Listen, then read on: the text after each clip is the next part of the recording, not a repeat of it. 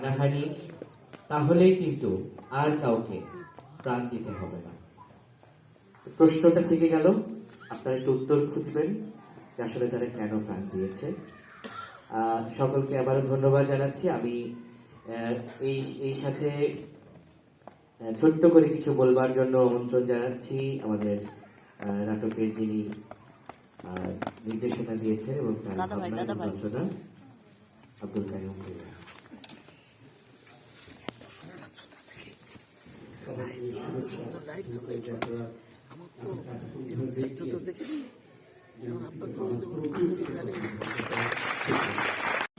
অনন্তহীন যাত্রা আমাদের, এই যাত্রা আসলে চলমানই। আজকে এক পরিবর্তন আসছে, আবার কখন পরিবর্তনের জন্য আবার আমাদেরকে জাগতে হয়, আমরা এই গল্পটাই বলতে চেয়েছি।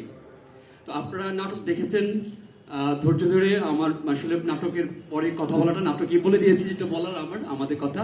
তো আমি যেটা কৃতজ্ঞ চিত্তে বলতে চাই, সৈয়দ জামিল আমাদের কথা বললেন, বাংলাদেশ শিল্পকলা একাডেমির ডিজি আমার শিক্ষক। আমি ঢাকা ইউনিভার্সিটির নাট্যকলা শিক্ষার্থী ছিলাম, স্যারের ক্যাপ্টেন চলছে। তো এই নাটকের যে ধারা বহমান থাকুক, কুষ্টিয়া এসছি আমি, কুষ্টিয়ার শিল্পকলার যে কালচারাল অফিসার আমার খুবই প্রিয় ভাজন সজীব রহমান, উনি আমাকে যেভাবে অকৃত্রিম সহযোগিতা করেছেন, যখন যেভাবে চেয়েছি, যা দাঁড়িয়েছে এটা তার পুরোটাই কারিগর ছিল।